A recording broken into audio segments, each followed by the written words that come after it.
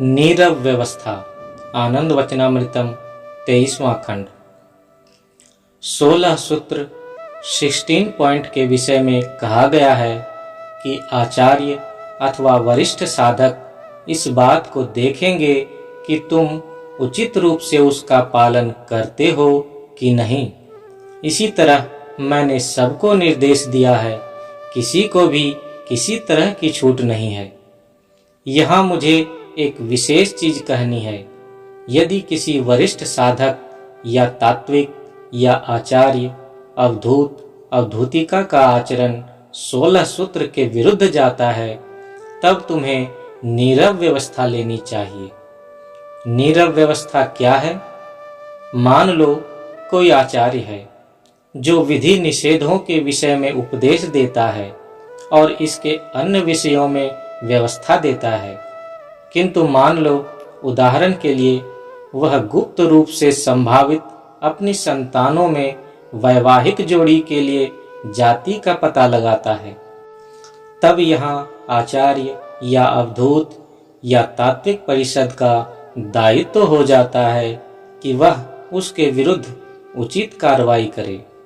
यद्यपि व्यवस्था लेने में कुछ समय लग सकता है, क्योंकि तथ्य सबूत और अन्य अनेक चीजों की आवश्यकता है। तथ्य सबूतों के आधार पर व्यवस्था लेने तक तुम उनके खिलाफ नीरव व्यवस्था ले सकते हो। नीरव व्यवस्था क्या है? मान लो किसी आचार्य के विरुद्ध शिकायत आती है और तुम जानते हो कि यह शिकायत सही है।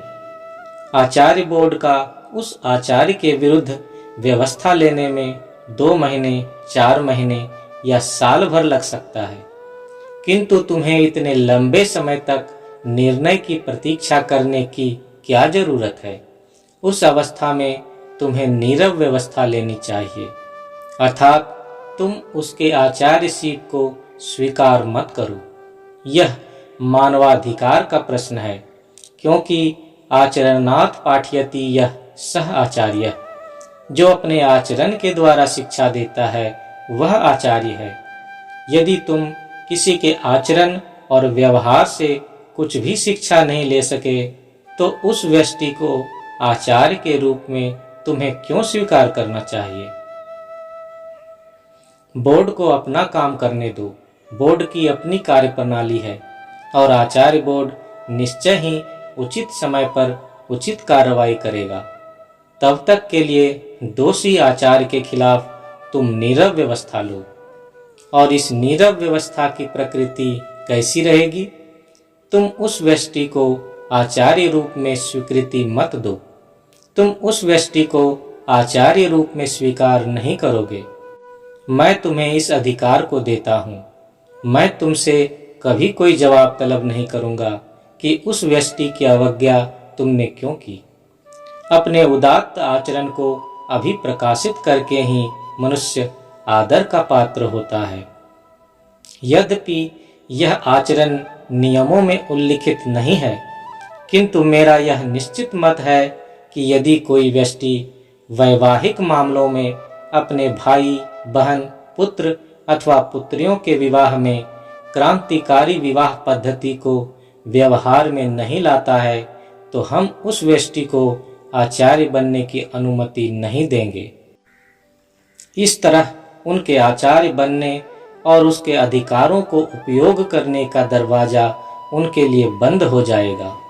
दूसरे शब्दों में, जिन्होंने क्रांतिकारी पद्धति से विवाह किया है और जिन्होंने अपने विवाह के बाद आनंद मार्ग में प्रवेश किया, उन्हें अपने भाई बहनों का विवाह क्रांतिकारी पद्धति से करना होगा।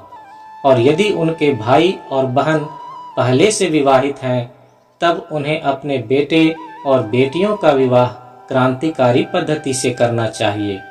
मैं समझता हूँ यही तर्कसंगत कदम है। पाखंडियों की हमारी संस्था में कोई जगह नहीं है। दोषियों के विरुद्ध अनावश्यक आलोचना करने से बचो, किंतु उनके विरुद्ध तत्काल व्यवस्था के अनुकूल उचित कदम उठाओ। इसी तरह की विधि को नीरव व्यवस्था कहनी चाहिए। क्या तुम सहमत हो? यद्यपि यह नीरव व्यवस्था है, किंतु यह हमारे सिद्धांतों को कड़ाई से पालन करने में शक्तिशाली सिद्ध होगा और उन लोगों के खिलाफ जिनके विरुद्ध इस तरह की व्यवस्था ली गई है, एक शर्मनाक स्थिति हो जाएगी। बोर्ड को कोई निर्णय घोषित करने में थोड़ा वक्त लग जाएगा, क्योंकि किसी निर्णय पर आना आसान नहीं है। कार्य में निष्ठा झलकनी चाहिए, केवल शब्दों में नहीं। जो सिर्फ शब्दों में ही अपनी निष्ठा व्यक्त करते हैं और कार्यों में नहीं, वे कपटाचारी हैं। तुम्हें कपटाचारियों को सहन नहीं करना चाहिए, कभी नहीं। किंतु आलोचना में संलिप्त मत रहो। यदि तुम बहुत ज्यादा आलोचना करने में व्यस्त रहोगे, यह तुम में आंतरिक कमजोरियां पैदा करेगा। इसलिए आलोचना करने से सावधानी पूर्वक बचो। आलोचना करने के बजाय ऐसे लोगों को व्यावहारिक जीवन में स्वीकार ही मत करो।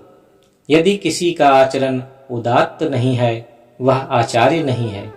इस संबंध में बोर्ड के निर्णय से तुम्हारा कुछ भी लेना देना नहीं है। श्री श्री आनंद मूर्ति, प्रातः 15 अक्टूबर 1978, पटना।